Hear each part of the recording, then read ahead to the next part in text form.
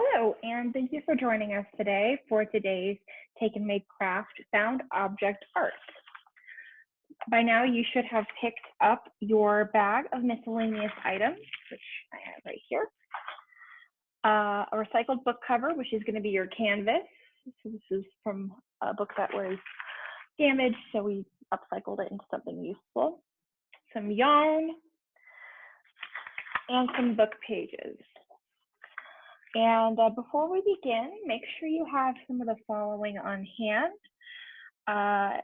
Scissors, glue, tape, and other decorative materials. And what I mean when I say that is other found object items. So this could be confetti, paper, pom-poms, or it can be, if you're like me, your bin of things that you don't know what to do with. This is a great time to go through your junk drawer and pick some things out. Okay, now that you have gathered those items, we are going to go ahead and get started. So I want to preface this by saying there's not a right or a wrong way to do found object art. The goal is to take pieces from other things and maybe break them down or build them up and create something new. And it can be a sculpture or it can be a painting of sorts. If you want to get fancy, you can tell your friends that your found object art creation is what's called an assemblage, which is when you take pieces from other things and you repurpose them into a new creation, which is why you have the bag of miscellaneous items.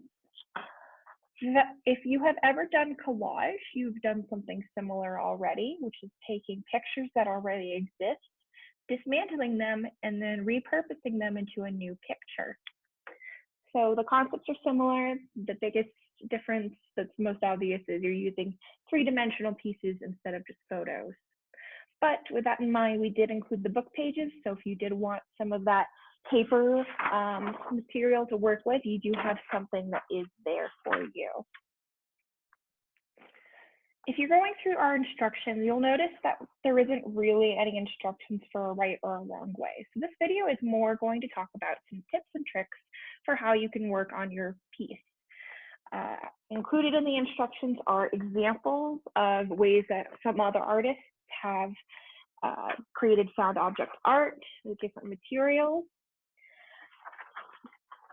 And so that's a good place to start. You can also do a Google search for found object art and see what other people have done in examples that aren't included in our handout. So let's go ahead and get started. Okay, so from this point forward, you're going to see that I'll have my screen pointed downwards at the materials that I have to work with. So let's go ahead and use that. So I'm going to lay out my materials, and the biggest thing with found object art is you just kind of want to get a feel for what it is you're wanting to do. Maybe you have an idea in mind, but I encourage people to take a moment and just play, get a feel for the materials, maybe see if you can take them apart. Like I have some string here. I'm actually going to just cut this. There we go. And so that's all separated. And so you can look through the items and see if there's anything you can take apart. Maybe you just want the legs on the spider, and since it's plastic, it's going to be pretty easy to cut. And only cut off a few just to give you that example.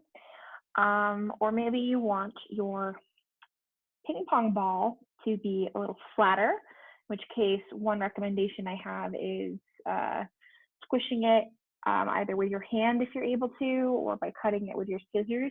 I found the most effective and also fun way to do this is to just smash it with your foot. So I'm going to go ahead and pause the video and smash this with my foot real quick. All right, and I'm back. I'm going to smash that with my foot, as I said, so that way this is a lot easier to tear apart. We've got a nice flat texture to work with. Got some yarn, some beads. These guys, which you want to be careful, they can be sharp, so if you are trying to manipulate them, please make sure you have the proper tools and protective materials on hand. And so this is your chance to just play with objects and just kind of get a feel for where you want to go. There's no right or wrong way, and sometimes the best way to start is to just start laying pieces down. I don't recommend gluing until you have an idea of what you want to create in mind. So I'm going to take my canvas here. It's got a little bit of this extra paper on the side, so I'm going to tear that off. And maybe we'll use it later, maybe we won't. And I have all these really nice round pieces. So I think what I might do is explore just the idea of shape. And so maybe I'll have this up here. Oops. We could have these smaller pieces in here. I only have 2 of those. So I don't want these to just be the only things in here. So what I'm going to do is adjust that a little bit and find some other nice round objects that would go well with what I'm thinking. And so I see I have all these beads, these very tiny beads, but I think that's going to be too small for what I want to do. And since that's not really how I want it to look, I'm going to go ahead and just adjust. And this is why you don't glue yet, because you know you're going to be playing around with what you want to do, what you want to make, what you want to explore. So I will pause the video and go ahead and give you guys a moment to just play around with your materials. If you want to check back in a few seconds, I'll be back and I'll have gotten started on something and I'll keep talking about some tips and tricks. Okay, welcome back. So you'll see I've made a little bit of progress. I've just decided that I really like the idea of having these act as little like reflective bowls with those round objects that I was talking about. And I found a couple more of these, and I found one more bottle cap, but I'm going to save that aside for later. And so when you have some stuff in mind of where you want it to go, like I know for sure I want one, actually I want the center one. I want one bracelet over here. You're good to go ahead and work on gluing or taping that object in. So I'm going to put a little bit of glue down. And I'm just using some Elmer's glues, very basic. But if you have something stronger you want to use, hot glue is a great choice. If you're using super glue, be careful that you know, that can stick to a lot of things and can be difficult to remove. But we'll go ahead and add down some more glue here. And I know I want this one here because I like the idea of having those little brown beads that are like wooden, a little higher up versus this one down here. And so we're going to set that there and let that dry. And I already know I want to put this one in here too. But what I want to do is have a different texture in here just to break all that up. So I look through the pieces that I have, and knowing that this orange ping pong ball is also very nice. It was round, but it's a nice breakup of texture. I'm actually going to just glue that in there to make it sort of look like a flower. So let's go ahead and I'm going to break that a little bit more, make it easier to glue for me. I'm going to put some glue in there. You're going to use a lot of glue with this. A lot of glue or a lot of tape. Here we go. Let's see if we can get that to stick in there. It might take a few attempts, but that's okay.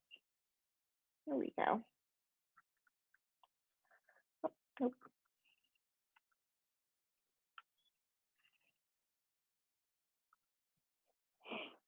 So this is a good example too of trial and error. So I can't get that to stick because I need something else in there. And so this might be a good point to have your paper come into use to give it a bit of a layer to work with, or to use some other material. I'll be back again when I'm further along. Okay, welcome back. As you see, I've made a little bit more progress. So I started with exploring kind of these round shapes, and I have those there. And then I really like the orange here, and so I went through what I had in my bag to see if I could add orange anywhere else. And so I have like this nice like butterfly shape up here. And these like shells have this really nice striped texture that's so smooth and cool. And so I was putting them in kind of in the center to break that up.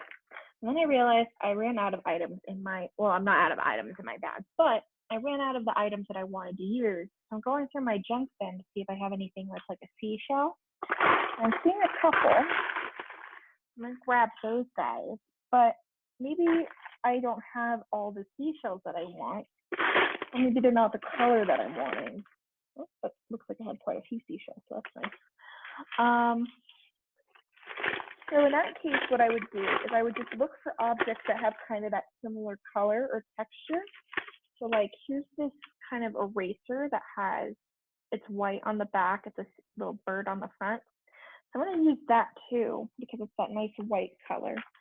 And I'm just going to kind of grab objects that have white on it because that's what I'm looking for at this point for the purposes of my shell area.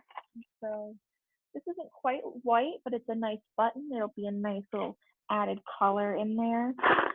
And so when you get to this step, you just kind of do your best with what you have if what's in the bag isn't enough, okay?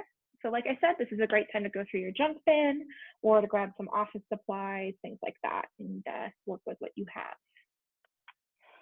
So included in your bag should have been some yarn. Now the yarn can be used for tying things together or for giving some added flair or as a central piece for your work in general. I'm going to go ahead and use mine as a little bit of added flair or slash an added piece to mine in general. So I happen to have some yellow yarn, which is lucky because I decided I wanted to have some yellow up here because I have this gold piece. And so I'm just going to try and find as many yellow things that I can to just put there at the top. And so I'm going to cut my yarn into several pieces and sort of glue down. I'm going to use one of the toothpicks that I happen to have from my bag to help sort of smooth things down. And it's going to give it that kind of neat texture. We got some pieces going off the board, which is fine.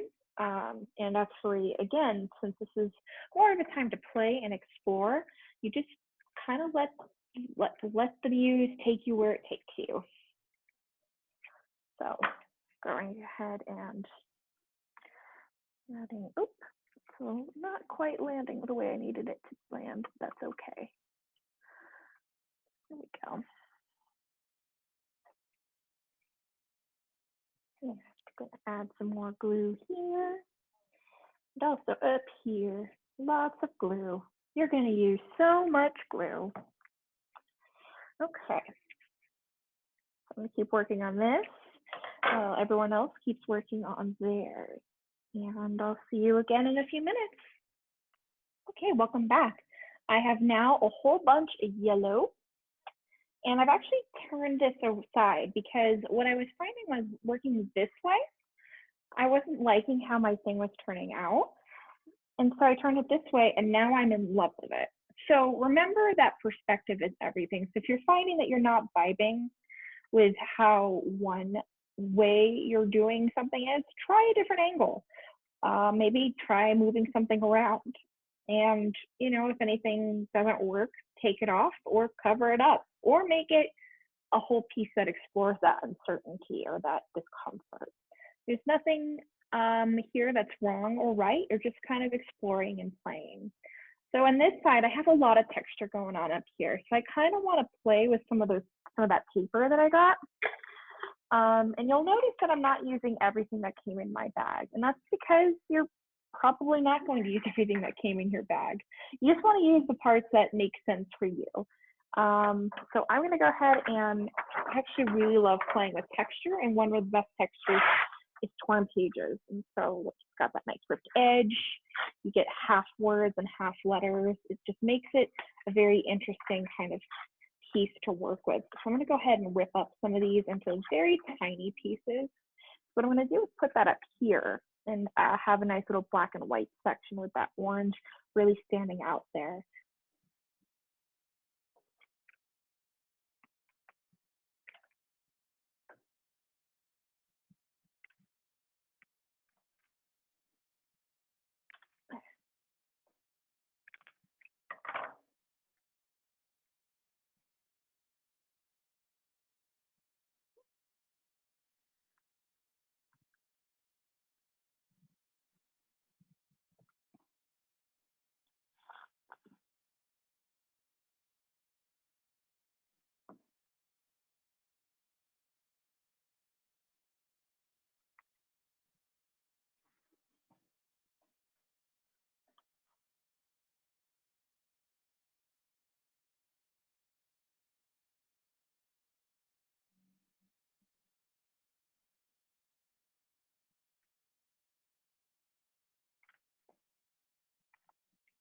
One element that you might discover would be helpful is layering. So layering, and this might not work so great with Elmer's glue, and this is where a stronger glue like hot glue might be better. It's where you lay pieces over each other to create something. And just with this case, it's a little difficult to layer just because I don't have hot glue. But I'm just trying to give that nice, really deep blue color. I discovered as I was laying the paper down, I had this blue ruler that I forgot had been in my bag, and I wanted to use that. And there's other objects too that I probably won't get around to using, which is fine. But I have like this little bit of blue here, which is, oh, and also a little bit of gold, so I can put that with my yellow. Oh, maybe not. Can I get that out?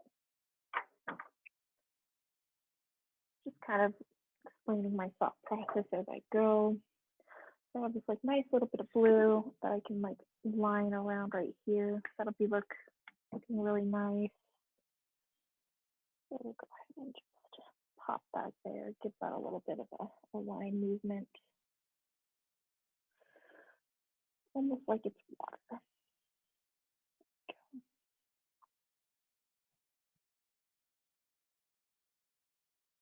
Maybe. All right, there we go. Yay. So got that nice and going in now, and it gives it kind of that nice direction into those paper pieces. And I still don't know what to do with this. So I might let this dry a little bit and then work on it in a little bit, see if I have anything I want to put in there. But I also just really like the appeal of just having that blank space. So I might just leave it blank. I'm going to finish up a few extra pieces that are just bothering me, that like the paperwork here, I'd like to have just go down a little bit more here, maybe even a little bit right here. And then I'll be back. Okay, so I have finished. I've decided to leave this empty just because I really like how that looks and how that feels. And it's going to take a couple of hours to dry because, again, we used a lot of glue, but I can kind of hold it up a bit so you can get a look at it. And like I said, play with the sides. You never know which one is going to be the one that you like the best when you hang it. Let it dry overnight. And to make everyone feel a bit better so they know that, again, you don't have to use everything that we provided. It was just some stuff that we had. We collect little bits and pieces from old programs. So like the spiders were from a Halloween program we did that we weren't going to be repeating. Well, we don't want to just throw these away. We can repurpose them for some reason. So that's where those came from. And yarn starts scrap. We had a bat. I had some dinosaur fossils, and I love dinosaurs, but I could not figure out a way to work that in. And also, this is just a very dense plastic. It's very hard to break, so I couldn't really even cut it. We have all these like nice bottle caps, string, and all sorts of other things. Hopefully you didn't get one of these. I tried to pull all of these out, but if you did, I apologize. This could be used though for a lot of cool different materials. Maybe you have a paint kit at home and you can use it for making circles, but it's just to give you an idea. And I found some more of those beads that I was trying to use up, but I'm not going to cut this guy up. So as you can see, I didn't even use all the stuff that I had for my sample. So just use what you want. And I do encourage you to go around your house or your classroom or wherever you're doing this and just find some of that extra junk that you know you're not going to use. There is some paper glued to me. And just use what you can. Everything that's left over you can keep for your junk bin or you can throw away. But there's, you know, now you've learned how to make a basic assemblage. And hopefully you had a good time and found something peaceful to do while you're here. Thank you again for joining us. My name is Megan, and I hope you enjoyed this video and learned a little thing or two about art and assemblage and even collage. Thank you again, and if you liked this video, you should also go check out the library's webpage at ppld.org. You can find out more information about upcoming programs and other exciting events that are happening. And if you also like this video, you should hit the like button and subscribe. because we can always reach out to you that way with new videos and new materials. Thank you again.